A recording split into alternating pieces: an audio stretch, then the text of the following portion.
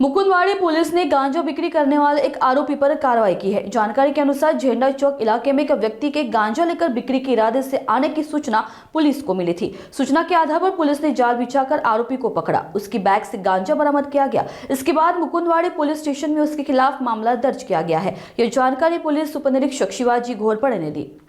Mukundwadi police station गुरण 474/2025 BNS NDPS act 20B 8C प्रमाणे सदरचा गुन्हा दाखल झालेला आहे।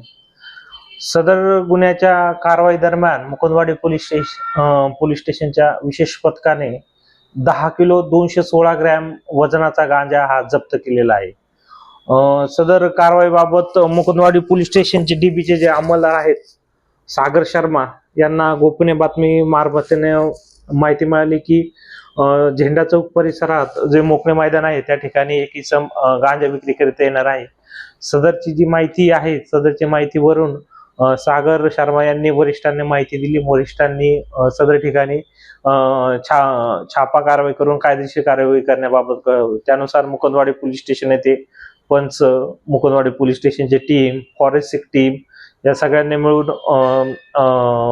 अगोदर एक सगळ्यांनी मिळून त्या ठिकाणी सापळा लावण्यात आला। सापळा लावण्यात आल्यानंतर ज्या बातमीतील जो नमूद वर्तनाचा जो इसम आहे तो त्या मैदानावर दिसतात मुकुंदवाडी पोलीस स्टेशन टीमने त्याला शितापीने थांबवलं। त्याच्या अंगझडतीत त्याच्याकडे एक ट्रॅव्हलिंग बॅग दिसून आली। ट्रॅव्हलिंग बॅग मध्ये आपण पाहणी केली असता त्यात एक 5 बंडल दिसून आले। 5 बंडल इन द सेन्स आपण त्याला म्हणू शकतो की त्याला प्लास्टिकने पूर्णपणे रोल केलेले होते, सेलोटेपने पूर्ण रोल केले होते। त्यानंतर ते पंचांसमक्ष फॉरेन्सिक टीमच्या समक्ष ते उघडून ते बघितलं।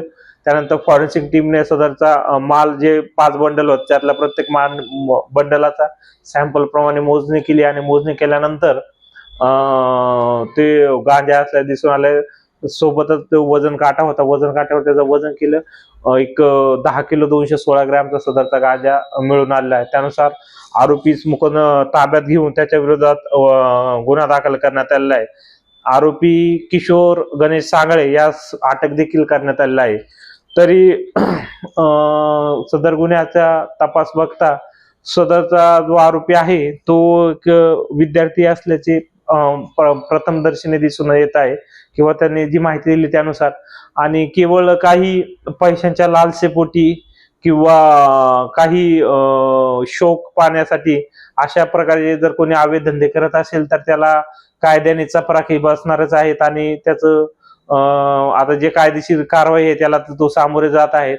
ह्या मार्फतीने किंवा या व्हिडिओच्या मार्फतीने मी जे पण मुकुंदवाडी परिसर किंवा छत्रपती संभाजीनगर या ठिकाणी जे शाळेकरी विद्यार्थी किंवा इतर कोणी जे असेल जे कमी पैशांमध्ये जास्तीत जास्त कमी वेळेत जास्तीत जास्त पैसा कमवण्याकरता अवैध मार्गाकडे वळत आहेत त्यांना सांगतो की कायदा हा सर्वोच्च आहे आणि कायद्याचे हे पालन करणार आहेत। कोणी किती काही गुन्हेगारी केली तरी शेवटी त्याला कायद्यासमोर जावंच किंवा झुकावंच लागणार आहे। त्यामुळे जो आपला सनदशीर मार्ग आहे, जो सत्याचा मार्ग आहे त्याचा अवलंब करा आणि यशस्वी व्हा।